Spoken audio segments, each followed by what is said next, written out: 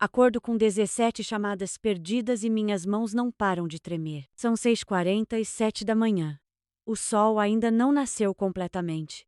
Apenas aquela luz cinza azulada que deixa tudo com um aspecto desbotado e irreal. Estou sentada na beirada da cama, com o mesmo uniforme de enfermeira em que adormeci há 4 horas. Ainda usando minhas meias de compressão, e meu celular está vibrando sozinho na mesinha de cabeceira, como se estivesse possuído. Todas as ligações são do meu filho, Daniel. Meu bebê. O menino que eu embalava para dormir cantando Blackbird, porque era a única música que acalmava suas cólicas. O adolescente que costumava deixar desenhos de corações feitos com sabonete no espelho do banheiro, o homem que me ligou mês passado, para perguntar como fazer meu assado de panela, porque queria impressionar alguém. 17 chamadas nas últimas 3 horas. Eu deveria responder. É isso que as mães fazem, nós respondemos. Estamos sempre disponíveis, sempre acessíveis, sempre prontas para largar tudo quando nossos filhos precisam de nós. Mas meu polegar paira sobre a tela, e algo no meu peito, algo que esteve reprimido por 27 anos, finalmente se rompe. Eu silencio o telefone e o coloco com a tela virada para baixo na mesa de cabeceira. Meu nome é Margaret Shane. Embora legalmente seja Margaret Lee Shane, agora voltei a usar meu nome de solteira depois do divórcio. Um pequeno ato de reaproximação que eu dizia a mim mesma que não importava, mas que, na verdade, importava sim. Tenho 58 anos. Sou enfermeira de UTI no Mercy General há 34 anos. Já segurei bebês prematuros do tamanho da minha mão e os vi lutar pela vida. Já declarei óbito inúmeras vezes. Sei exatamente como um corpo humano se parece quando desiste. Nunca imaginei que um dia veria como é um coração humano quando faz a mesma coisa. Mas estou me olhando agora no espelho do banheiro. Olhos inchados, raízes brancas aparecendo por baixo da tintura preta que não tive tempo de retocar nas últimas 6 semanas. 58 anos e pareço ter 70. Quando foi que isso aconteceu? Meu celular começa a vibrar de novo. Eu ignoro e ligo o chuveiro. O que acontece quando você é enfermeira, algo que ninguém te conta na faculdade, é que você fica muito boa em compartimentalizar. Você aprende a colocar as coisas em caixas. Esta caixa é para o paciente do quarto 300 e 2 que teve 2 paradas cardíacas ontem à noite. Esta caixa é para a reunião com a família, onde você precisa explicar que fazer tudo pode significar causar danos. Esta caixa é para a sua própria vida, que você poderá abordar mais tarde, talvez, se houver tempo.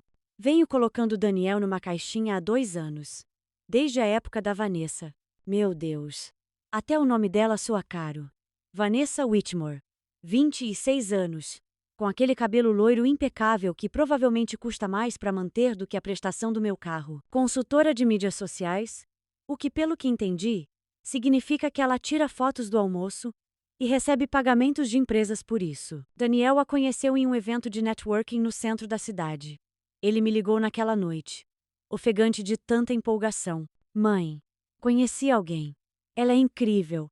Ela é inteligente, engraçada e simplesmente entende tudo, sabe? Entende o que eu quero da vida. O que ele queria da vida. Não o que nós queríamos. Não aquilo pelo que ele havia trabalhado. Eu deveria ter percebido isso naquela hora. A água do chuveiro fica fria antes que eu perceba que estou parada embaixo dele, sem me mexer, apenas deixando-a cair sobre meus ombros. Saio. Me visto calça jeans e um suéter, porque é meu dia de folga. Embora meu corpo não acredite nisso, meu corpo acha que eu deveria estar checando meus sinais vitais, ajustando os soros e anotando tudo. Porque se você não documenta, é como se não tivesse acontecido. Se você não documentar, é como se não tivesse acontecido. Pego meu celular, 23 chamadas perdidas, 6 mensagens de voz, 14 mensagens de texto, eu não as abro. Em vez disso, abro o aplicativo do meu banco. Conta corrente. $3.247 e 18 centavos. O número está ali na tela. Perfeitamente normal. Perfeitamente bem. Esta é a conta que uso para pagar as contas de luz, água, gás, compras de supermercado e, ocasionalmente, para jantar fora com a Susan, do trabalho. A conta que o Daniel pediu para ser adicionado há 6 meses, só por precaução, em caso de emergência. Mãe, e se algo acontecer com você no trabalho? E se você sofrer um acidente? E alguém precisar pagar suas contas? Eu só quero ajudar. Eu adicionei. Claro que sim. Que tipo de mãe não o faria? Eu mudo para minha conta poupança aquela antiga que abri quando Daniel nasceu. Aquela que tinha o fundo universitário dele, antes de eu usar todo o dinheiro para pagar a mensalidade. Saldo: 2.8. 91 dólares. 33. Meu fundo de emergência. Mal dá para cobrir 2 meses de despesas se algo catastrófico acontecer. Pretendo reforçá-lo, mas sempre surge alguma coisa. O carro do Daniel precisava de pneus novos. O depósito do Daniel para o apartamento novo. O Daniel. Meu telefone vibra com uma nova mensagem de voz. Quase apago sem ouvir. Mas algo talvez a parte de mim que ainda é mãe, ou talvez apenas a parte que precisa saber a extensão do estrago, me faz apertar o play. Mãe. A voz de Daniel está rouca, desesperada. Mãe, por favor, atende. Por favor. Eu estraguei tudo. Eu estraguei tudo feio. Me liga de volta. Por favor, mãe. Me desculpa. Só, por favor, me liga de volta. Ele está chorando. Meu filho está chorando. E todos os instintos do meu corpo gritam para que eu o chame de volta.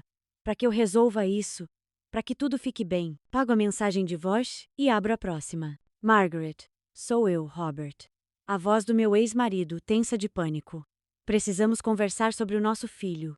Ligue imediatamente. É sério. Nosso filho. Ele nunca chamou Daniel de nosso filho quando ele tinha 6 anos e fazia xixi na cama depois que o pai foi embora. Nunca o chamou de nosso filho durante as reuniões de pais e professores, em que eu comparecia sozinha, ou nos jogos de beisebol, em que eu era a única mãe nas arquibancadas.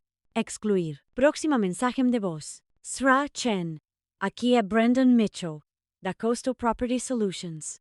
Estou ligando a respeito do imóvel localizado no número 847 da Rua Maple. Houve alguma confusão com a documentação e precisamos falar com a senhora com urgência. Por favor, retorne a ligação às... Eu desligo o telefone e finalmente começo a rir. Não é uma risada agradável.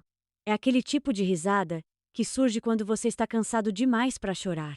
Quando algo é tão absurdo que seu cérebro não consegue processar de outra forma. Rua Maple, 847. A casa onde criei o Daniel. A casa onde pintei o quarto dele de azul quando ele tinha 7 anos porque ele adorava o oceano. A casa onde eu mesma troquei o aquecedor de água usando vídeos do YouTube porque não tinha dinheiro para contratar um encanador. A casa onde o Robert me pediu em casamento na varanda da frente. Há 29 anos. A casa que não possuo há 3 anos. Vendi a casa para o Robert durante o nosso acordo de divórcio. Ele a queria, disse que era a casa dele também. Mesmo que meus salários tivessem coberto a hipoteca por 15 anos. Eu estava tão desesperada para terminar tudo, para me livrar dele, que a vendi por um valor abaixo do mercado só para fazê-lo ir embora. A melhor decisão que já tomei. Mudei-me para o número 1214 da Rosewood Court 3 meses após a finalização do divórcio. Uma casa de estilo artesanal com 4 quartos, piso de madeira original e um jardim ensolarado. Reformei a cozinha sozinha, passei 6 meses assistindo a tutoriais no YouTube e aprendendo a colocar azulejos. Plantei rosas, tomates e ervas. Construí floreiras e pintei as venezianas de azul turquesa. Eu nunca contei o endereço para o Daniel, não porque eu estivesse escondendo, mas porque ele nunca perguntou. Em 3 anos, meu filho nunca perguntou onde eu morava. Ele aparecia de vez em quando para jantar na casa da mamãe, mas sempre na Rua Maple, onde Robert ainda morava, onde ficava seu antigo quarto, onde estavam as lembranças. Depois da 3ª vez, parei de corrigi-lo. Qual era o sentido? Meu telefone vibra novamente. Outra ligação de Daniel. Continuo esperando tocar até cair na caixa postal. Então eu faço o que tenho feito durante 34 anos na UTI. Começo a coletar informações. Abro meu laptop e consulto meu e-mail. Pesquiso. Daniel. Filtro por data. Últimos 12 meses. 63 e-mails. Começo a ler. 15 de março. Ei, mãe! Você pode me mandar aquelas informações sobre suas contas bancárias? Para os meus registros. 3 de abril. Mãe, qual é o seu número de segurança social mesmo? Preciso dele para uma coisa. 18 de maio. Você pode tirar uma foto da sua carteira de motorista para mim? Frente e verso. É uma longa história. Explico depois. 22 de junho. Qual é o endereço exato da casa? Preciso para o presente de aniversário do meu pai. Respondi a todas as perguntas. Enviei todas as informações que ele pediu, porque ele era meu filho, e a gente confia no filho. Você confia no seu filho mesmo? Quando seu instinto lhe diz que algo está errado, abro um novo documento e começo a digitar datas, horários, citações exatas de e-mails e mensagens de texto, cada pedido de informação, cada pergunta estranha sobre minhas finanças, cada vez que Vanessa estava convenientemente ao fundo de nossas videochamadas, assistindo, ouvindo. Minhas mãos estão firmes agora. É nisso que sou bom. Documentação. Criar um registro. Construir um caso. Porque eis o que meu filho não sabe. Depois que minha identidade foi roubada há 5 anos, devido a uma violação de dados, em uma fornecedora de equipamentos médicos, fiquei paranoica com segurança. Comecei a usar meu nome legal, Margaret Lee Chen, em todas as novas contas. Transferi meu dinheiro para um banco completamente diferente, que Daniel desconhecia. Abri contas de aposentadoria e carteiras de investimento com uma consultora financeira chamada Patrícia, que me ensinou termos como proteção patrimonial e planejamento sucessório. As contas em nome de Margaret Chen são contas falsas. Contas de segurança que meu antigo banco recomendou que eu mantivesse abertas com o mínimo de fundos possível, caso alguém tentasse acessá-las novamente. Daniel acabou de roubar $5.000 de uma mulher, que possui mais de $400.000 em bens, que ele desconhece. Meu telefone toca novamente. Desta vez, é um número que não reconheço, com o código de área 480. Phoenix, para onde Robert se mudou após o divórcio. You responda. Margaret. A voz de Robert está trêmula. Que merda você fez? Bom dia, Robert. Eu não fiz nada. Como você está? Não brinque comigo.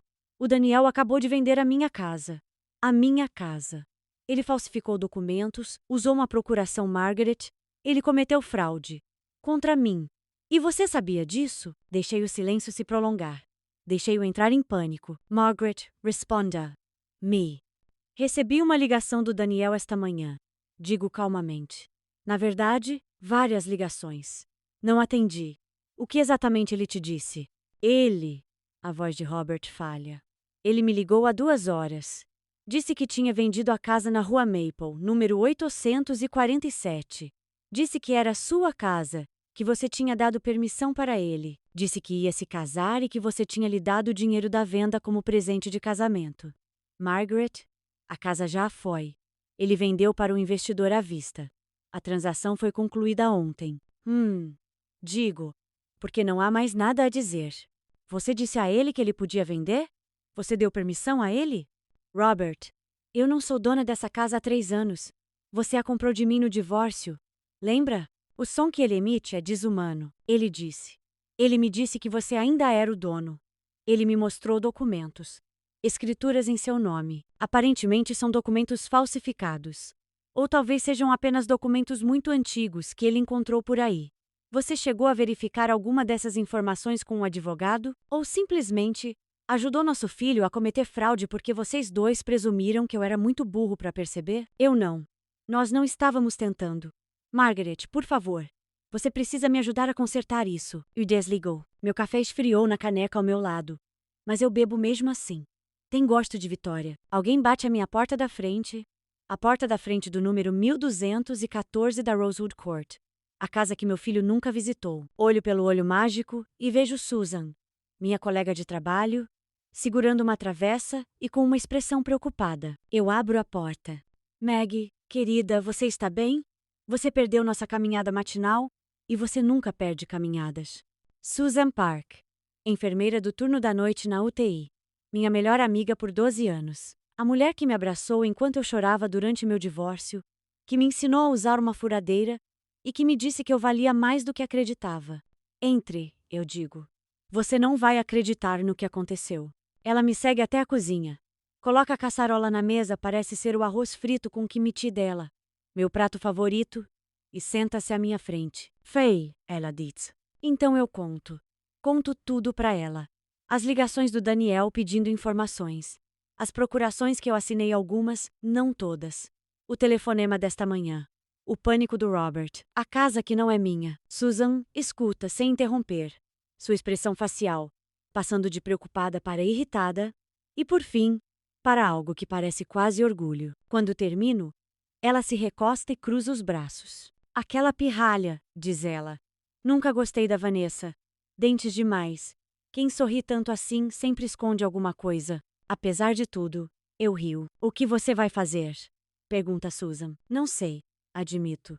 Uma parte de mim quer ligar para ele de volta. Ele é meu filho.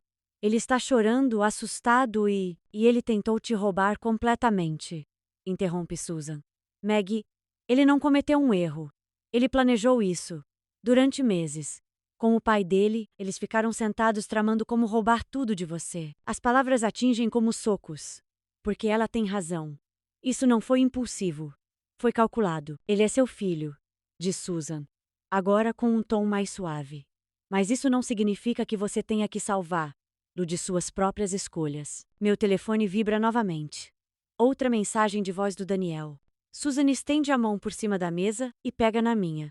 Você passou 27 anos o amparando cada vez que ele caía, diz ela. Talvez seja a hora de deixá-lo cair no chão. Olho para o meu celular. Para as notificações que se acumulam. Para as evidências da traição do meu filho que iluminam a tela repetidamente. E eu tomo uma decisão. Abro meu e-mail e começo uma nova mensagem para patricia.clarkson@securewealthadvisors.com. Assunto: urgente. Atualização sobre planejamento sucessório. Patrícia, preciso agendar uma consulta de emergência referente aos meus documentos patrimoniais e procurações. Acredito que possa ter havido uma tentativa de acesso fraudulento às minhas contas. Por favor, informe-nos sobre os próximos passos para a proteção de ativos. Margaret Lee Chen. Eu cliquei em enviar. Em seguida, abro outro e-mail. Para legal@mercygeneral.org. Assunto: pedido de consulta jurídica. Assunto pessoal. Sou um funcionário solicitando consultoria a respeito de um possível roubo de identidade e fraude financeira por parte de um membro da família. Por favor, informe-me sobre os recursos disponíveis. Margaret Chen. Enfermeira. UTI. 34 anos de serviço. Enviar. Susan aperta minha mão. Essa é a minha garota. Meu telefone toca novamente. É o Daniel. Eu recuso a chamada. Então eu mandei uma mensagem para ele. Só uma mensagem. Margaret Chen. Recebi suas ligações. Não responderei até consultar meu advogado. Não entre em contato novamente até que esteja pronto para explicar, honestamente e completamente, o que você fez. Eu te amo.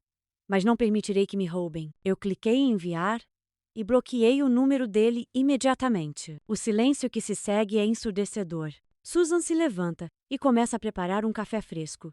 Então, diz ela, o que você realmente quer que aconteça aqui? Esqueça o que você deveria querer. O que você quer? E pensou nisso. Pensou muito nisso. O que eu quero? Quero que ele enfrente as consequências. Digo lentamente. Consequências reais. Não quero que eu o livre de problemas ou facilite as coisas.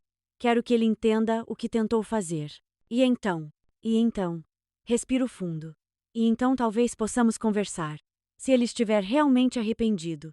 Se ele estiver disposto a se esforçar para consertar isso. Mas não antes. Susan acena com a cabeça. Ótimo. Agora coma um pouco de arroz frito e me conte tudo o que você sabe sobre contas offshore. Porque se aquele idiota realmente conseguiu transferir o dinheiro do Robert para o exterior, isso vai ser divertidíssimo. Passamos a hora seguinte pesquisando. Descobrimos que vender a casa de outra pessoa exige muitos documentos falsificados. Procurações. Assinaturas autenticadas. Transferências de propriedade. Daniel não cometeu apenas um erro. Ele cometeu dezenas. E Robert o ajudou com cada uma delas. Meu telefone vibra com o e-mail da Patrícia. Disponível para chamadas de emergência às 14 horas de hoje. Enquanto isso, por favor, não assine nenhum documento nem forneça nenhuma informação a ninguém. Vou trazer um colega advogado especializado em direito sucessório. P. Responde ao e-mail confirmando. O telefone de Susan vibra. Ela olha para ele e ri. Ah, você vai adorar isso. Janet, da recepção, disse que um cara chamado Robert está no saguão do hospital perguntando por você. Disse que é seu ex-marido e que é uma emergência. Diga a ela que eu não estou aqui. Eu digo. Já fiz isso. Disse a ela que você está fazendo uma trilha em Vermont e não tem sinal de celular. Vermont? Foi o primeiro lugar em que pensei. Susan sorri. Aparentemente, ele está perdendo a cabeça lá embaixo. A segurança está prestes a escoltá-lo para fora. Pom. Deixo perder a cabeça. Deixo entrar em pânico. Deixo sentir o que eu senti cada vez que ele prometia ajudar com o Daniel e depois desaparecia. Cada vez que ele perdia um aniversário, uma peça da escola ou um momento importante. Que ele se afoga. Cansei de ser a tábua de salvação. Susan sai por volta do meio-dia, prometendo me visitar esta noite. Passo a tarde organizando documentos, consultando extratos bancários e criando uma linha do tempo. Às 14 horas, ligo para Patrícia. Ela atende ao primeiro toque e ouve outra voz na linha. David Chang, advogado especializado em direito sucessório. Eu conto tudo para eles. Quando termino, há uma longa pausa. Então David diz: Srali Shan, quero deixar algo bem claro. O que seu filho tentou fazer, mesmo que no fim das contas ele tenha enganado o pai, e não a senhora, ainda é fraude eletrônica, roubo de identidade e exploração financeira. Esses são crimes federais. Sinto um frio na barriga. Não quero prestar queixa contra meu filho. Talvez você não precise fazer isso, diz Patrícia gentilmente. Se Robert denunciar isso, e provavelmente fará, para recuperar seus bens, Daniel enfrentará acusações criminais, independentemente do que você faça. Mas eu lhe dei acesso às minhas contas. Assinei documentos. Sob falsos pretextos? Interrompe David. Isso se chama fraude na indução. Mas honestamente, legalmente falando, você não é a vítima aqui. Robert é. Isso agora é entre eles. Não deveria ser uma sensação de alívio. Mas acontece, Sim. O que eu preciso fazer? Pergunto. Proteja tudo, diz Patrícia. Vamos revisar todos os documentos que você assinou. Revogue todas as procurações. Adicione alertas de fraude a todas as suas contas. Troque senhas. Perguntas de segurança. Tudo. Passamos 2 horas ao telefone, analisando minha vida financeira detalhadamente. Quando finalmente desligamos, já está quase escuro lá fora. Estou exausta. Mas, pela primeira vez em meses, talvez anos, sinto que consigo respirar. Minha campainha toca. Olho pelo olho mágico e congelo. Daniel está parado na minha varanda. Meu filho. Meu bebê.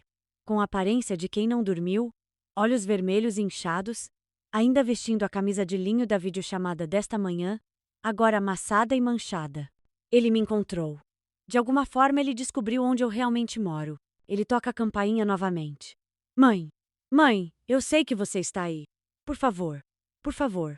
Fale comigo. Todos os meus instintos maternos gritam para que eu abra a porta, mas eu não. Fico ali parada, observando pelo olho mágico enquanto meu filho desmorona na minha porta. Mãe, me desculpa, ele soluça.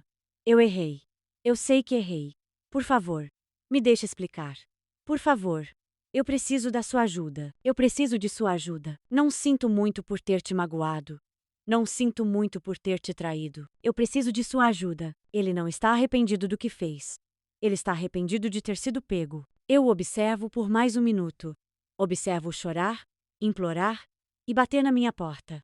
Então eu me afasto, subo para o meu quarto, fecho a porta e coloco os protetores auriculares. O barulho cessa por volta da meia-noite. Eu não consigo dormir. Fico deitada na minha cama, a cama king size, que comprei para mim mesma depois do divórcio, porque não aguentava mais me diminuir.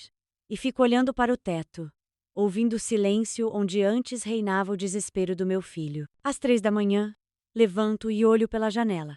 O carro dele sumiu. Só tem um pedaço de papel amassado preso na minha porta, balançando ao vento. Devo deixar por isso mesmo. Seria a atitude mais corajosa a tomar, mas eu não sou forte. Estou apenas cansado. Desço as escadas de roupão e chinelos, destranco a porta e pego o papel. A letra dele é a mesma letra que eu o ajudei a praticar na primeira série, segurando sua mãozinha na minha, guiando o lápis. Mãe, eu sei que você me odeia. Eu também me odeio. Papai disse que seria fácil, que você nunca perceberia, que você me devia por tudo que me fez passar enquanto eu crescia. Ele disse que você estava acumulando dinheiro que não precisava enquanto eu passava por dificuldades. A família da Vanessa não tem nada, e nós queríamos começar nossa vida juntos sem dívidas. Na época, fazia sentido. Eu não sabia que era a casa do papai. Juro que não sabia. Ele me mostrou documentos com seu nome. Ele me disse que era sua. Disse que você tinha dado permissão para ele morar lá, mas que legalmente ainda era sua. Agora ele tá dizendo que vai prestar queixa. Mãe, eu posso ir para a prisão. Prisão. Por tentar vender o que eu achava que era a casa da minha mãe, que eu pensava que ela ia me dar de qualquer jeito. Por favor, me ligue. Por favor, me ajude a resolver isso. Eu sei que não mereço, mas você é a única pessoa que já me amou de verdade. Me desculpe. Me desculpe mesmo, Daniel. Eu li 3 vezes. Então eu dobro com cuidado e coloco na pasta com os outros documentos. Porque isso também é uma prova. Prova de que ele sabia exatamente o que estava fazendo. Prova de que Robert o manipulou, sim. Mas que Daniel fez suas próprias escolhas. Você me devia por tudo que me fez passar enquanto eu crescia. O que eu o fiz passar? Trabalhar em turnos duplos para garantir que ele tivesse comida e roupa? Perder horas de sono para ajudar? Lu com a lição de casa? Pagar por cada aula e cada oportunidade, enquanto o pai dele enviava cheques ocasionais sem remetente? A família de Vanessa não tem nada. A família de Vanessa tem uma casa de veraneio em Martha's Vineyard. Eu vi as postagens no Instagram. Volto para a cama. Desta vez, consigo dormir. Acordo com o telefone tocando às 7h15 da manhã. Número desconhecido. Quase não atendo, mas algo me diz para atender. É Margaret Lee Shane? Uma voz feminina, profissional e concisa. Sim, aqui é a detetive Sarah Vega, da Unidade de Crimes Financeiros do Departamento de Polícia de Phoenix. Estou ligando a respeito de uma denúncia de fraude feita por Robert Chen. Você teria alguns minutos para falar comigo? Minha boca fica seca. Sim. O Sr. Chen alega que seu filho Daniel Chen vendeu fraudulentamente sua propriedade na rua Maple, 847, usando procurações falsificadas com sua assinatura. Ele também alega que você pode ter sido cúmplice dessa fraude. Preciso lhe fazer algumas perguntas. Cúmplice. Robert está tentando me incriminar para salvar Daniel. Claro que sim. Detetive, eu não tive nada a ver com a venda daquele imóvel. Não sou proprietária dele há 3 anos. Vendi-o para Robert durante o nosso divórcio. Você possui documentação que comprove essa venda? Sim. Tudo. Transferência de escritura, acordo de liquidação, tudo. Vou precisar de cópias desses documentos. Também preciso saber sobre quaisquer procurações que você possa ter concedido ao seu filho. Passei os próximos 45 minutos ao telefone com a detetive Vega.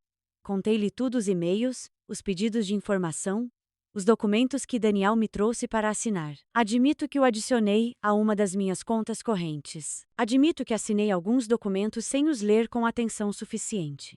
Sarah Lee Shane. Vou ser franco com a senhora. Seu filho tentou cometer fraude eletrônica e roubo de identidade. O fato de ele ter fraudado o pai dele em vez da senhora não muda a natureza criminosa de suas ações.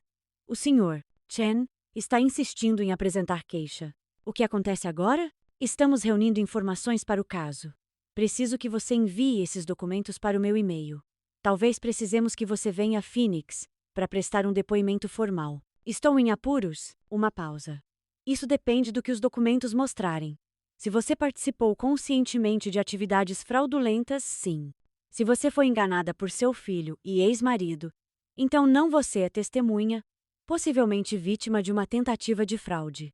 Depois que desligamos o telefone, sentei-me à mesa da cozinha e chorei pela primeira vez, desde que tudo isso começou. Não para Daniel. Não para Robert. Para mim mesma. Para a versão de mim que confiou demais, deu demais e acreditou que o amor era suficiente para manter a família unida. Aquela mulher já faleceu. Sou outra pessoa. Alguém mais difícil. Alguém de quem ainda não tenho certeza se gosto. Meu telefone vibra. Suzanne. Susana. Café? Na minha casa? Eu fiz rolinhos de canela. Me dê 30 minutos. Tomo banho. Me visto e dirijo até a casa de Susan, um pequeno bangalô a 5 quilômetros da minha. Pintado de amarelo e com jardineiras cheias de gerânios. Ela abre a porta antes que eu bata. Dá uma olhada no meu rosto e me puxa para um abraço. O detetive ligou?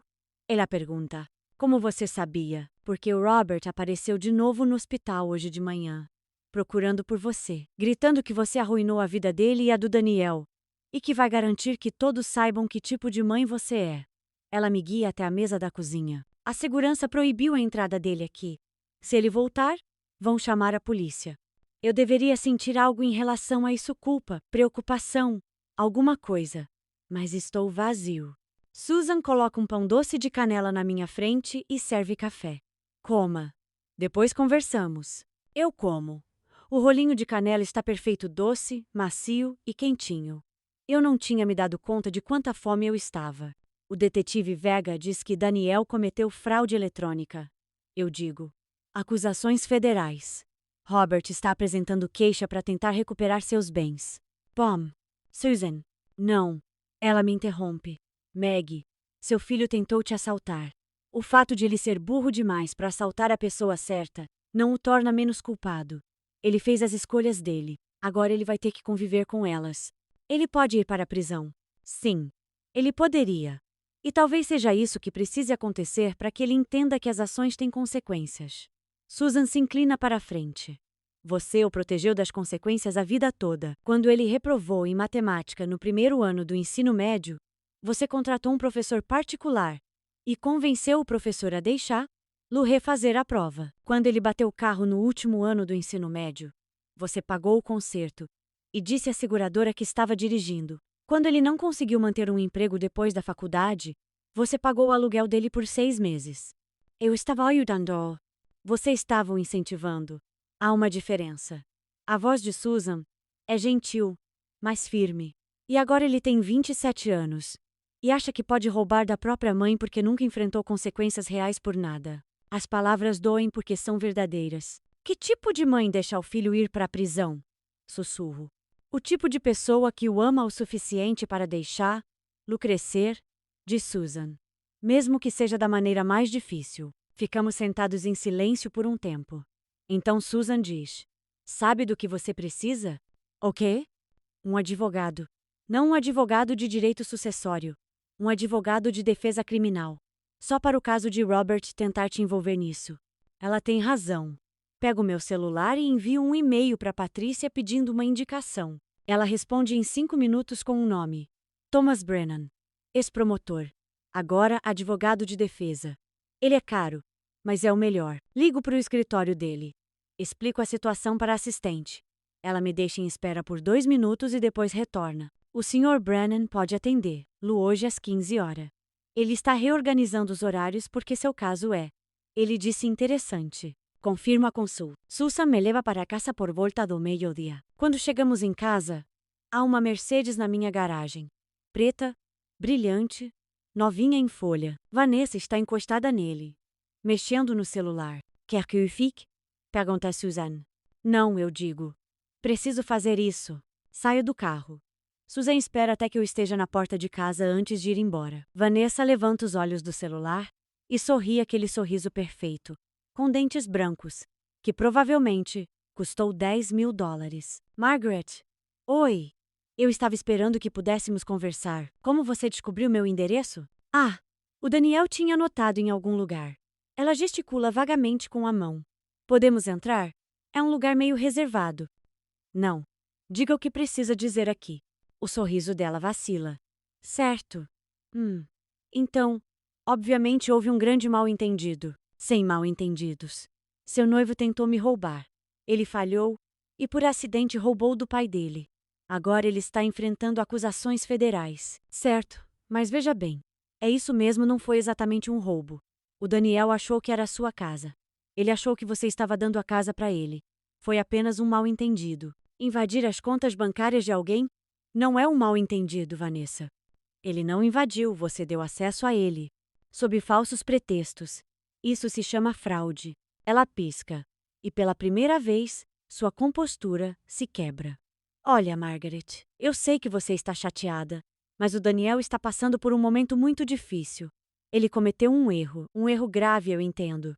Mas ele é seu filho. Você não acha que está sendo um pouco dura, severo? Ele pode ir para a prisão. A vida dele pode ser arruinada. E por quê? Por algum plano estúpido que o pai dele o convenceu a fazer? O Daniel não é um criminoso. Ele só se confundiu, fez uma escolha errada e agora precisa da mãe dele. Eu a estudo. Observo-a atentamente. Ela está usando jeans de grife e um suéter de cachemir.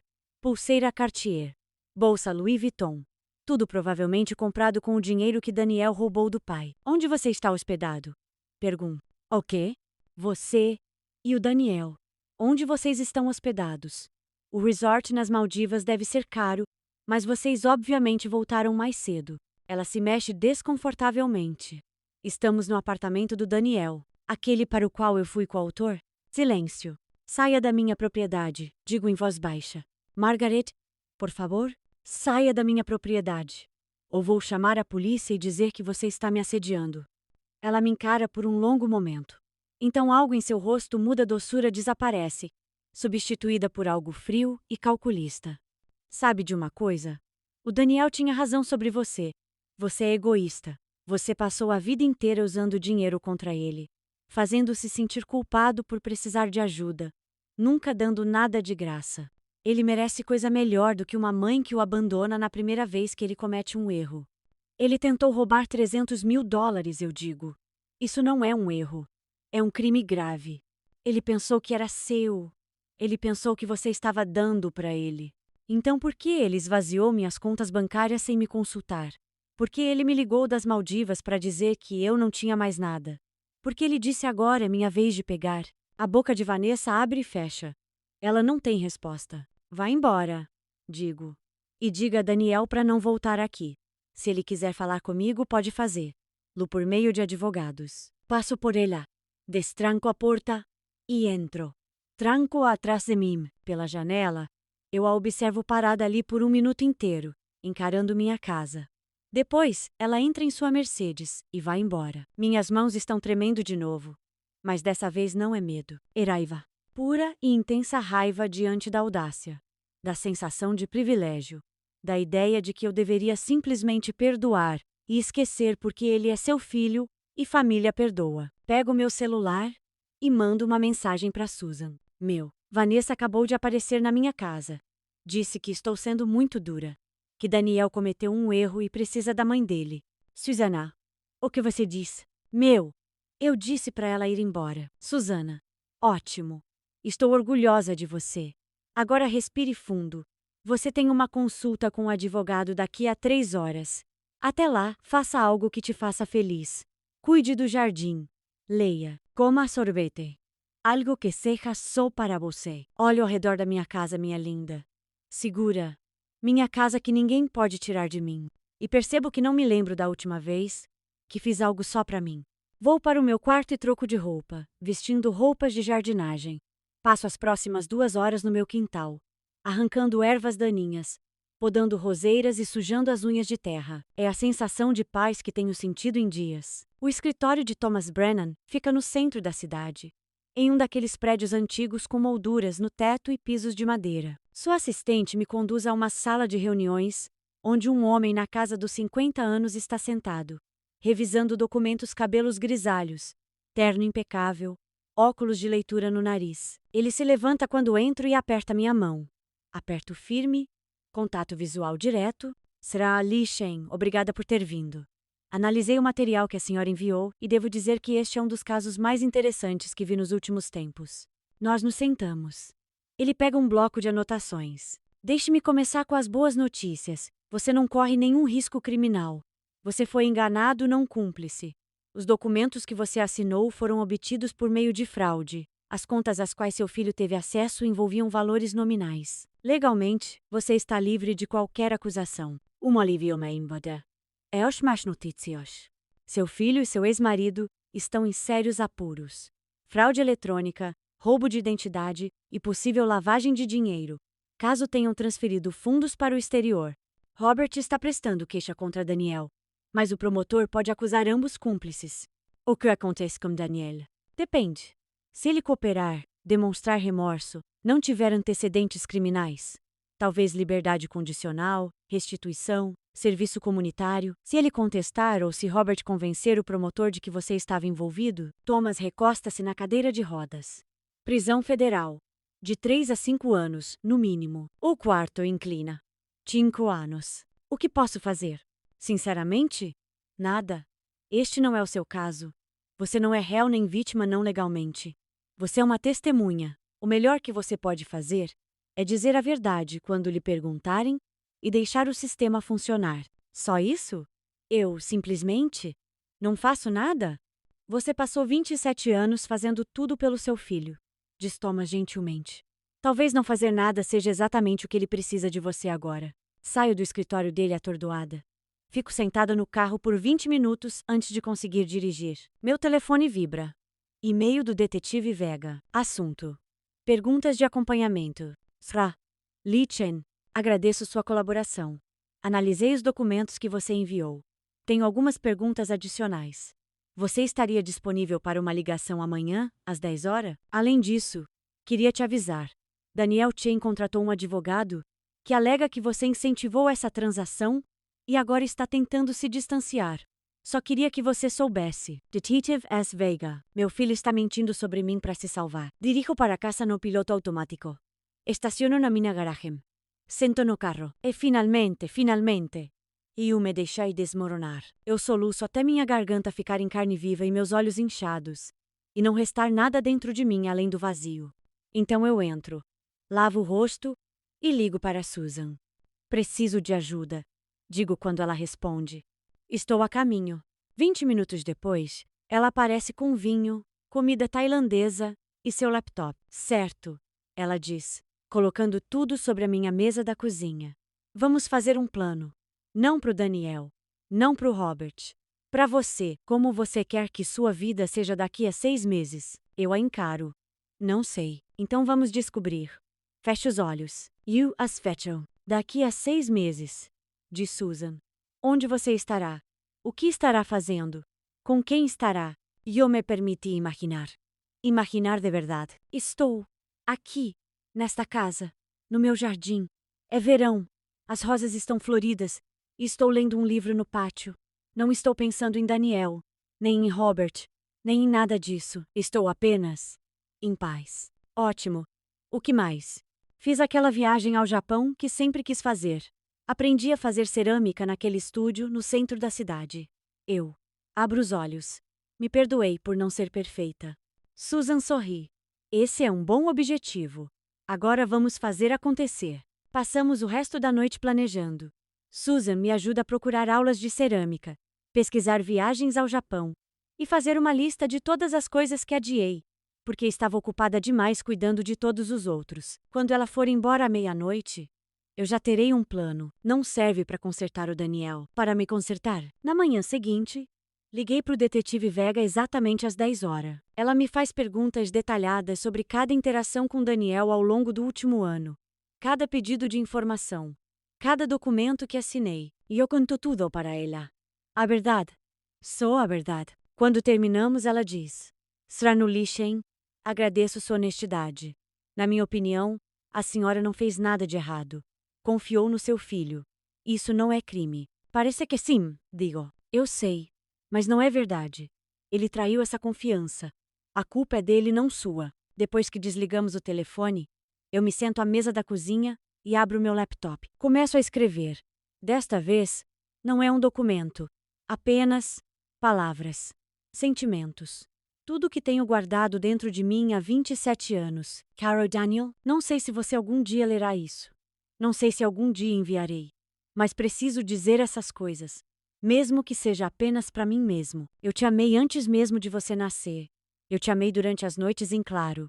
A fase dos 2 anos e a rebeldia da adolescência. Eu te amei quando você me encheu de orgulho e quando partiu meu coração. Eu te amei incondicionalmente.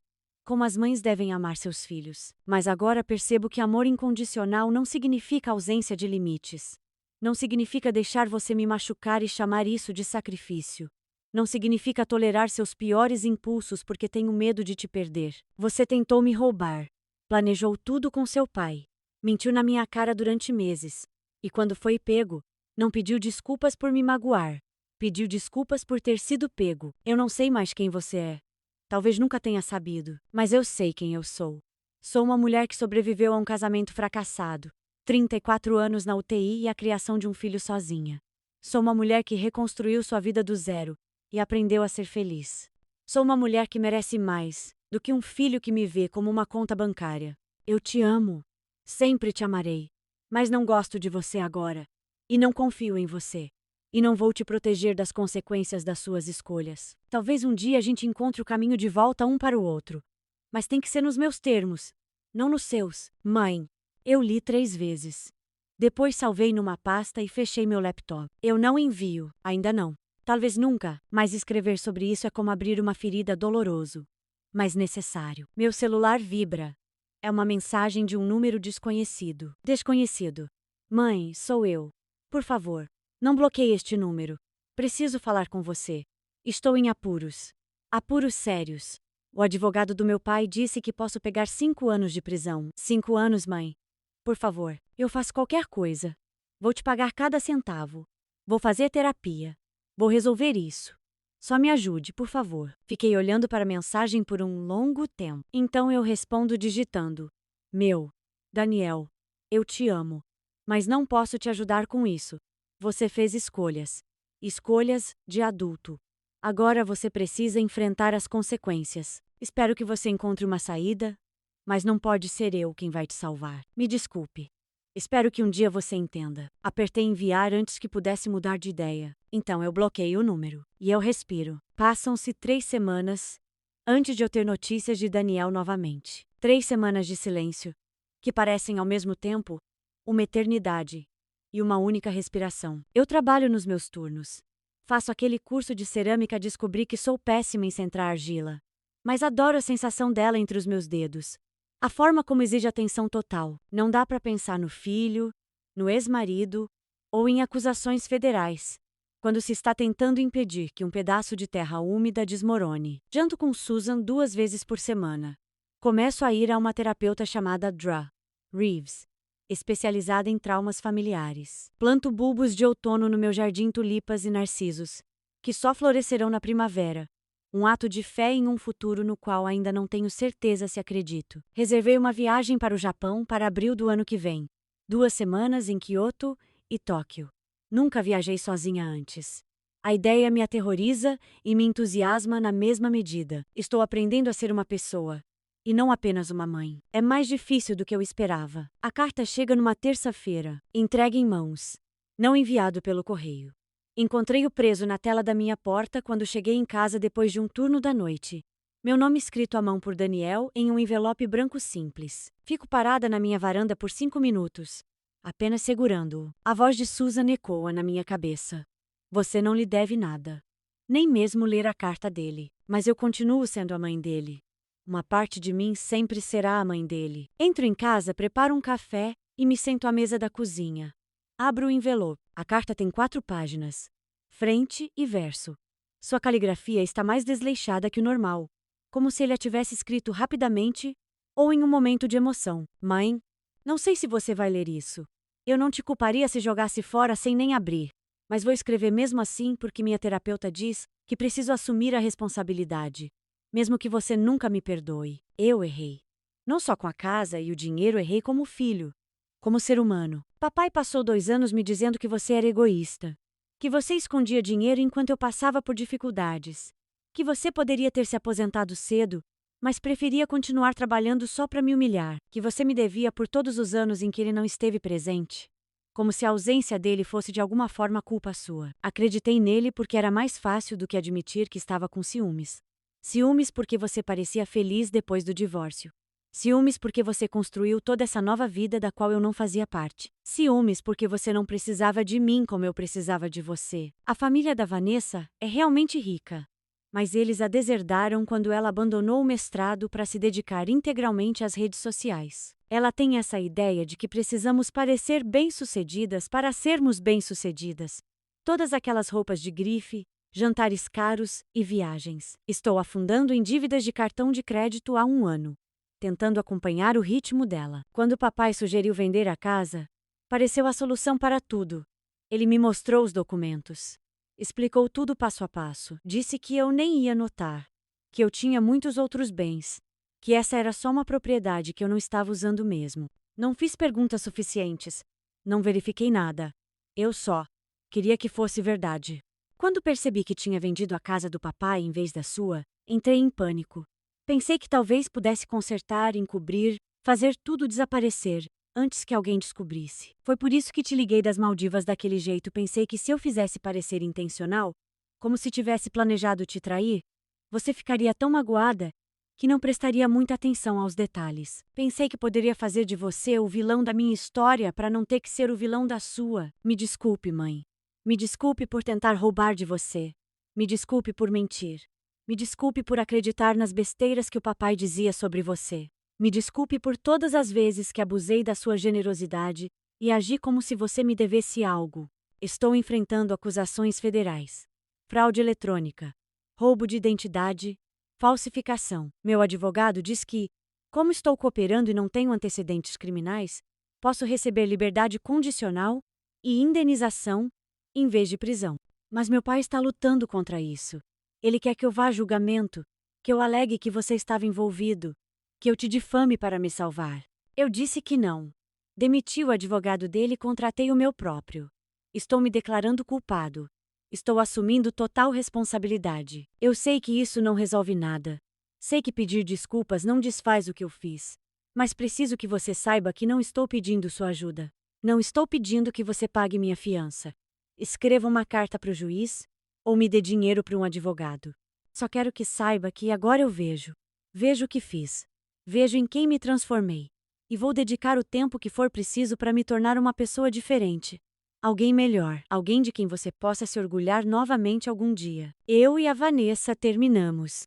Acontece que quando o dinheiro acaba, o amor também acaba. Estou morando num apartamento minúsculo num bairro Barra Pesada e trabalhando em 2 empregos para pagar meu advogado e começar a ressarcir meu pai. É uma experiência humilhante.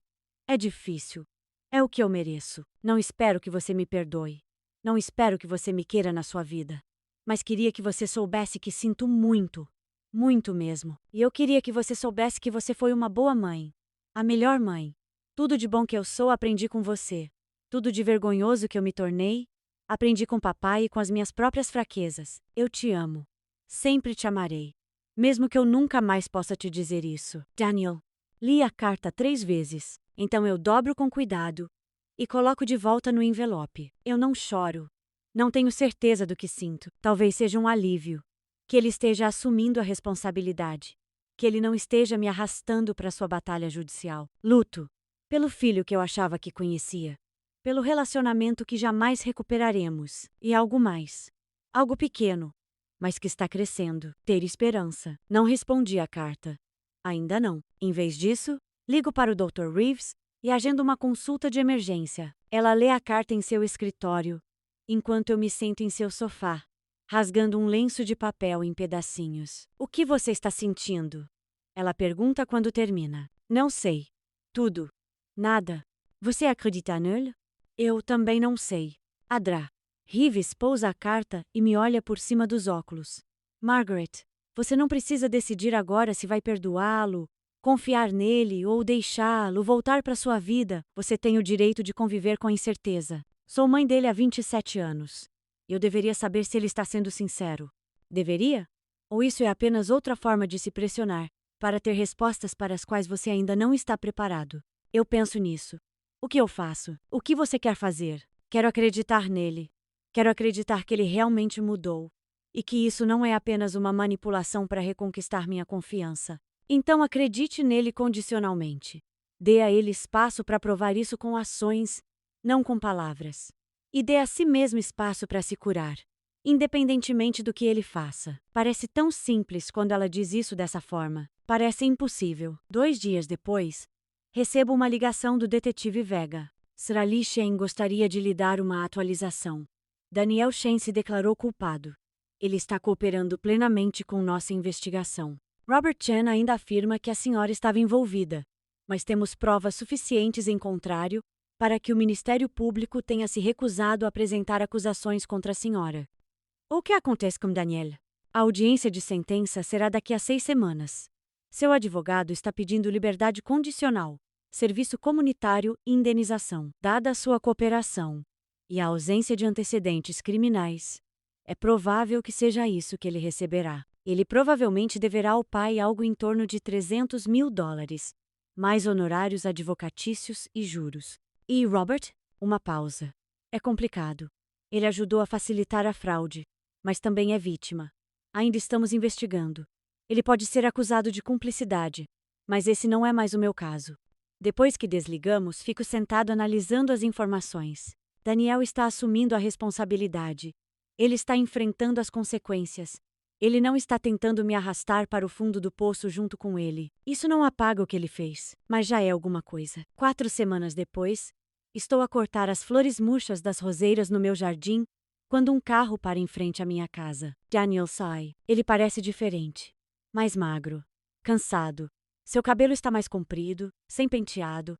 Ele está usando jeans e uma camiseta que reconheço do ensino médio, desbotada e gasta. Ele está parado na entrada da minha garagem, sem se aproximar, esperando. Larguei a tesoura de poda e caminhei até a cerca que separa meu quintal da calçada. Ficamos ali parados, a 2 metros de distância um do outro, apenas nos olhando. Oi, mãe, ele diz finalmente.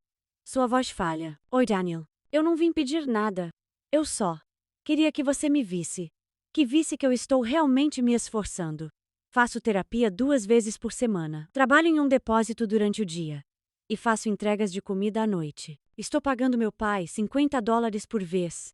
Vai levar anos, mas estou conseguindo. Eu não digo nada. Apenas escuto. Vou me declarar culpado daqui a 2 semanas. Meu advogado acha que vou pegar 3 anos de liberdade condicional, 500 horas de serviço comunitário e uma ordem de restituição. Sem prisão se eu cumprir tudo. Que bom. Digo. Eu falo sério. Eu sei que você provavelmente não quer me ver. Eu sei que não mereço. Sua voz falha. Eu só queria que você soubesse que estou tentando. Estou realmente tentando melhorar. Eu olho para o meu filho. Olho para ele de verdade. Ele não é o menino que eu criei. Ele nem sequer é o homem que me ligou das Maldivas. Ele é alguém em transição. Alguém em processo de transformação. Recebi sua carta, digo. Seus olhos se arregalam. Você fez isso? Eu fiz. Eu falei sério em cada palavra. Eu sei. Ou pelo menos acho que sei. O tempo dirá. Ele acena com a cabeça, engolindo em seco. Posso te perguntar uma coisa? Você pode perguntar. Você acha que algum dia vai me perdoar? Respiro fundo. Não sei, Daniel. Eu quero. Mas o perdão não é algo que se decide assim. É algo que acontece com o tempo. Se é que acontece. Você me magoou. Muito. E isso não desaparece só porque você está arrependido. E eu entendo. Mas, continuo. Não estou fechando a porta. Estou apenas deixando-a entreaberta. Se você continuar se esforçando se provar, por meio de suas ações, e não de suas palavras, que mudou então talvez. Algum dia, conseguiremos encontrar o caminho de volta para algo. Lágrimas escorrem pelo seu rosto. Isso é mais do que eu mereço. Provavelmente concordo. Mas não estou fazendo isso por você. Estou fazendo por mim. Porque não quero ser uma mãe que desiste do filho. Mesmo quando ele me dá todos os motivos para isso. Ele enxuga os olhos com o dorso da mão. Posso te abraçar? Eu hesito. Cada instinto me diz para dizer sim. Para abraçar meu bebê. E dizer a ele que está tudo bem. Mas a voz da Dra. Rives ressoa. Limites são atos de amor. Não de punição. Ainda não. Digo suavemente. Mas talvez um dia. Ele acena com a cabeça. Certo. Isso não tem problema. Ficamos ali parados por mais um instante. Então ele diz. Preciso ir. Tenho um turno de entregas, daqui a 1 hora. Daniel? Ele se vira. Tenho orgulho de você por ter se declarado culpado. Por ter assumido a responsabilidade. Isso exige coragem. Seu rosto se contorce, mas ele se mantém firme. Obrigado. Isso significa tudo. Ele entra no carro e vai embora. Depois que ele vai embora, fico parada no meu quintal. Por um longo tempo. Apenas respirando. Não é perdão. Ainda não. Mas também não é ódio. É algo intermediário. Algo como esperança envolta em cautela. Amor envolto em limites. É um começo. 6 semanas depois, estou sentado em um tribunal em Phoenix. Eu não disse ao Daniel que viria. Não estou aqui por causa dele, não exatamente. Estou aqui por mim. Para testemunhar. Para ver as consequências se desenrolarem. Para encerrar este capítulo. Susan veio comigo. Ela está sentada ao meu lado na galeria, segurando minha mão. Daniel está sentado à mesa do réu com seu advogado. Ele veste um terno que não reconheço, provavelmente emprestado. Seu cabelo está curto e bem cortado. Ele parece jovem, assustado. Robert está sentado do outro lado do tribunal com seu advogado. Ele envelheceu 10 anos nos últimos meses. Grisalho, abatido e amargurado. Quando ele me vê, seu rosto se contorce de raiva. Ele começa a se levantar, mas seu advogado o puxa de volta para baixo, sussurrando furiosamente. O juiz entra. Todos se levantam. A audiência dura 2 horas. O advogado de Daniel apresenta seu caso. Réu primário. Cooperação total. Arrependimento genuíno. Já está fazendo a restituição do dano. O promotor reage. Crimes graves, danos financeiros significativos, quebra de confiança. O advogado de Robert tenta me incriminar. O juiz interrompe imediatamente, citando o relatório do detetive Vega que me inocentou de qualquer irregularidade. Finalmente, o juiz se pronuncia. Sr. Shen, o que o senhor fez foi grave. O senhor violou a confiança de seu pai, falsificou documentos e cometeu crimes federais. O fato de ter escolhido a vítima errada não o torna menos culpado, pelo contrário, o torna tão tolo quanto criminoso. Daniel está de pé, com a cabeça baixa. No entanto, continua o juiz. Analisei seu caso minuciosamente. Você não tem antecedentes criminais. Cooperou plenamente com as autoridades. Já iniciou o processo de restituição e se declarou culpado, poupando tempo e recursos do tribunal. Prendo a respiração. Estou lhe condenando a 3 anos de liberdade condicional supervisionada, 1.000 horas de serviço comunitário e restituição integral ao seu pai no valor de $347.000, mais juros e honorários advocatícios. Você também deverá se submeter a aconselhamento financeiro obrigatório e terapia contínua. Qualquer violação dos termos de sua liberdade condicional resultará em prisão imediata. Entendeu? Sim, meritíssimo, diz Daniel, com a voz quase inaudível. Espero que o senhor use isso como uma oportunidade para reconstruir sua vida e seu caráter, Sr. Senhor. O senhor está recebendo uma segunda chance. Não a desperdice. O martelo é batido. Acabou. Daniel se vira e olha para mim pela primeira vez. Nossos olhares se cruzam do outro lado do tribunal. Eu não sorrio, mas aceno com a cabeça. Uma vez, ele acena com a cabeça em resposta, com lágrimas escorrendo pelo rosto. Em seguida, o oficial de justiça o conduz para fora para os procedimentos legais. Robert passa por mim furioso na saída, resmungando algo que não consigo entender. Não me importo. Susan aperta minha mão. Como você está se sentindo? Cansada, digo. Mas tudo bem. Estou bem. Voltamos de avião naquela tarde. Durmo o voo inteiro, sem sonhos e em um sono profundo. 3 meses depois, estou no meu jardim numa manhã de sábado, plantando os últimos bulbos da primavera, quando meu telefone vibra. Uma mensagem do Daniel. Ele tem mandado mensagens uma vez por semana, nunca pedindo nada, só para saber como estou, me contando sobre o trabalho voluntário dele num banco de alimentos, as sessões de terapia, o progresso dele em pagar a dívida com o Robert. Tenho respondido. Mensagens curtas, neutras, mas não frias. O texto de hoje é diferente. Daniel, sei que você vai para o Japão no mês que vem. Queria te mandar uma coisa para a viagem. Posso entregar pessoalmente? Não vou ficar. Vou deixar na sua varanda. Fiquei olhando para a mensagem por um longo tempo. Então eu respondo digitando. Meu. Você pode deixar aqui. Mas se preferir, pode tocar a campainha. Eu preparo um café. 3 pontos aparecem. Desaparecem. Aparecem novamente. Daniel. Realmente? Meu. É verdade. Mas Daniel, isso não significa que tudo esteja resolvido. Significa apenas que estou disposto a tentar. Daniel. Eu aceito. Obrigada, mãe. Chego aí numa hora. Entro em casa e preparo um café fresco. Coloco 2 canecas na mesa. Sento-me à mesa da cozinha e espero. Exatamente 1 hora depois, a campainha toca. Eu abro a porta. Daniel está parado ali, segurando um pequeno pacote embrulhado e com uma expressão de terror. Olá, diz ela. Olá. Entra. Ele entra, olhando em volta como se nunca tivesse visto o lugar antes. O que percebo é verdade. Ele só esteve aqui uma vez. Naquela noite em que bateu na minha porta. Sua casa Irlanda, diz ele. Obrigado. Café, por favor. Estamos sentados à mesa da cozinha. O silêncio é constrangedor, mas não hostil. Você não precisava me trazer nada. Eu digo. Eu queria. Ele desliza o pacote pela mesa. Abra. Desembrulho com cuidado. Dentro há um livro, um diário de viagem com capa de couro. Minhas iniciais gravadas na frente. Achei que você poderia usar isso para sua viagem, diz Daniel. Documente tudo. Os lugares que você visitar, as coisas que aprender. Sei que você gosta de anotar as coisas. Sinto um nó na garganta. Obrigada. Está perfeito. Tem mais uma coisa. Ele tira um envelope do bolso do paletó. Escrevi uma carta para você a cada semana que você esteve fora. Você não precisa lê-las, mas eu queria que você as tivesse, para que você saiba que estou pensando em você. Pega o envelope. É grosso 14 cartas. Daniel, eu sei que isso não resolve nada, diz ele rapidamente. Sei que tenho anos de trabalho pela frente para reconquistar sua confiança. Mas eu queria que você fosse nessa viagem sabendo que eu a vejo, não como uma conta bancária ou alguém que me deve algo, mas como uma pessoa, como minha mãe, que merece ser feliz. Coloquei o envelope de lado e olhei para meu filho. Ele emagreceu. Tem olheiras.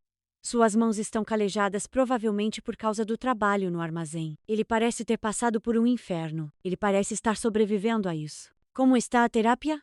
Perguntou. Difícil. Muito difícil. Estamos desvendando muita coisa. Sobre o meu pai. Sobre masculinidade. Sobre privilégios. Descobri que tenho muito trabalho pela frente. Quem não quer? Um pequeno sorriso. Sim. E o seu? Também é difícil. Mas é bom. Estou aprendendo que passei tanto tempo sendo que todos precisavam que me esqueci de como ser o que eu precisava. O que você precisa? A pergunta me pegou de surpresa. Não sei. Ainda estou tentando entender isso. Tomamos um gole de café. O silêncio está mais fácil agora. Vi meu pai semana passada, diz Daniel. Ele não está bem. Amargurado. Irritado. Culpa todo mundo. Menos a si mesmo. O advogado dele está tentando conseguir um acordo judicial para ele, por seu envolvimento na fraude. Mas ele está resistindo. Quer ir a julgamento. Essa é a escolha dele. Eu disse a ele que não testemunharia a favor dele. Que se eu tivesse que testemunhar, diria a verdade que ele planejou tudo e me manipulou para que eu concordasse. Daniel olha para o seu café. Ele disse que eu estou morto para ele. Desculpe. Não, não mais. Ele é tóxico. Minha terapeuta diz que algumas pessoas não conseguem mudar porque acham que não precisam. Meu pai é uma dessas pessoas. Concordo com a cabeça.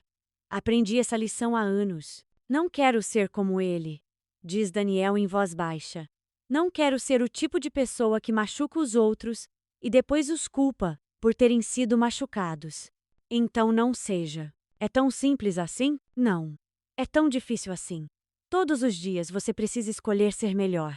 Alguns dias você vai falhar. Mas continue tentando mesmo assim. Ele enxuga os olhos. Estou tentando, mãe. Juro que estou tentando. E sei que você... Conversamos por mais uma hora. Sobre o serviço comunitário dele. Minha aula de cerâmica. Os planos dele de voltar a estudar um dia. Minha viagem ao Japão. Quando ele finalmente se levanta para ir embora, eu o acompanho até a porta. Obrigada pelo diário, digo. E pelas cartas. Obrigado pelo café. Por me receber. Ficamos ali parados. Constrangidos novamente. Então Daniel diz. Posso te abraçar agora? Eu recito. Então dou um passo à frente e envolvo meu filho em meus braços. Ele retribui o abraço. E eu o sinto tremendo. Tentando não chorar. Eu te amo, mãe. Ele sussurra. Eu também te amo, digo. E falo sério. Quando ele sai, fico na varanda observando o partir de carro. Então eu entro e abro a primeira carta. Querida mãe, quando você ler isto, já estará no Japão. Espero que esteja feliz. Espero que esteja comendo comidas deliciosas, vendo coisas lindas e não pensando em mim, no papai ou em qualquer bagunça que eu tenha feito. Quero contar-lhe algo que aconteceu esta semana. Li todas as 14 cartas de uma só vez. São honestos, autênticos, repletos de suas lutas, pequenas vitórias e esperanças para o futuro. Eles não estão pedindo nada. Eles são apenas ele, tentando ser melhor. Quando termino, estou chorando. Mas desta vez são lágrimas de alegria. Lágrimas curativas. 3 semanas depois, estou no aeroporto, prestes a embarcar no meu voo para Tóquio, quando meu telefone vibra. Uma mensagem de Daniel. Daniel, divirta-se muito, mãe. Você merece. Estou orgulhosa de você por ter ido. Eu sorrio e respondo digitando. Meu. Obrigado. Vou enviar as fotos. Daniel. Por favor, faça isso. Amo você, meu. Também te amo. Embarco no avião. Encontro meu assento. Aperto o cinto de segurança enquanto taxiávamos pela pista. Peguei meu novo diário e escrevi na primeira página: Esta é a minha viagem. A minha aventura. A minha vida. Tenho 58 anos. E finalmente estou aprendendo a viver para mim mesma. Não sei o que o futuro reserva para Daniel. Talvez reconstruamos nosso relacionamento. Talvez não. Talvez o perdão venha, ou talvez apenas aprendamos a conviver com as consequências. Mas eu sei disto. Não sou definida pelo que ele me fez. Não sou definida por ser mãe dele, ex-esposa de Robert, ou mesmo enfermeira. Eu me defino por quem escolho ser. E eu escolho ser livre. O avião decola e eu vejo o chão desaparecer sob meus pés. Estou voando, finalmente. Voando de forma linda e completa. Só meses depois. Estou no meu jardim numa manhã de domingo, quando Susan entra pelo portão lateral, carregando uma garrafa de champanhe. Para que serve isso? Pergunto. Você não checou seu e-mail esta manhã? Eu balanço a cabeça negativamente. Tento não olhar mais para assuntos de trabalho nos fins de semana. Susan sorri. Não é trabalho. É o Daniel. Meu coração dispara. O que aconteceu? Ele está bem? Ele está mais do que bem. Confira seu e-mail. Com as mãos trêmulas, pego meu celular e abro minha caixa de entrada. Há uma mensagem de Daniel com o assunto. Eu consegui. Eu abro. Mãe? Acabei de fazer o pagamento final da restituição ao meu pai. $347 mil. Pagos à vista. Custou cada centavo que eu tinha, e mais um pouco. Mas eu consegui. Também terminei meu serviço comunitário 1000 horas no banco de alimentos. E fui aceita em um programa de certificação em aconselhamento financeiro. Descobri que estar sem dinheiro e aprender a administrar o dinheiro da maneira mais difícil te qualifica a ajudar outras pessoas a fazerem o mesmo. Meu agente de liberdade condicional diz que sou um exemplo a ser seguido. Nunca faltei a uma apresentação. Nunca reprovei em um teste. Nunca violei nenhum termo da condicional. Não estou lhe dizendo isso para me gabar. Estou lhe dizendo porque você merece saber que seu filho, aquele que você criou, aquele a quem você ensinou a ser honesto e trabalhador ainda está aqui dentro. Eu o perdi por um tempo, mas estou o encontrando novamente. Obrigada por não desistir de mim. Obrigada por me amar mesmo quando eu não merecia. Obrigada por me mostrar o que é força de verdade. Espero estar te deixando orgulhoso. Amor, Daniel. Li o e-mail 3 vezes. Então olhei para Susan, com lágrimas escorrendo pelo meu rosto. Estou orgulhosa dele, digo. Deus me ajude. Estou realmente orgulhosa dele. Susan estoura o champanhe. Então vamos comemorar. As segundas chances. Aos limites. As mães que amam o suficiente para deixar seus filhos caírem e são fortes o suficiente para vê-los se levantarem.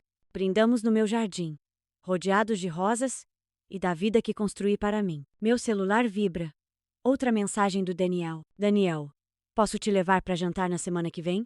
Eu pago. Quero saber tudo sobre o Japão, sua cerâmica e tudo que eu perdi. Olho para Susan. Ela levanta as sobrancelhas.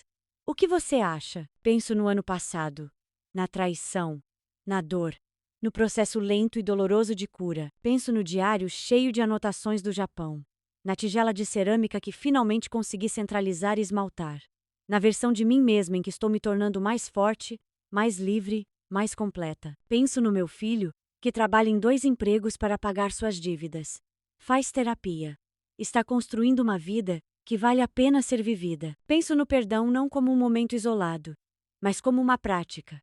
Algo que você escolhe repetidamente. Respondi a Malsagem. Meu, jantar parece ótimo. Quinta-feira às 18 horas? Eu escolho o lugar. Daniel. Perfeito. Obrigada, mãe. Por tudo. Larguei o celular e ergui meu copo em homenagem a Susan. As segundas chances, eu digo. As segundas chances, ela repete. Bebemos. E o champanhe tem gosto de liberdade, como a esperança, assim como o futuro, que finalmente estou pronto para abraçar. Não como mãe de alguém, ex-esposa de alguém, ou vítima de alguém. Assim como eu, Margaret Lee Shen. 58 anos. Enfermeira de UTI, jardineira, viajante, sobrevivente, mulher que aprendeu a se salvar. E essa, percebo, é a história mais importante de todas.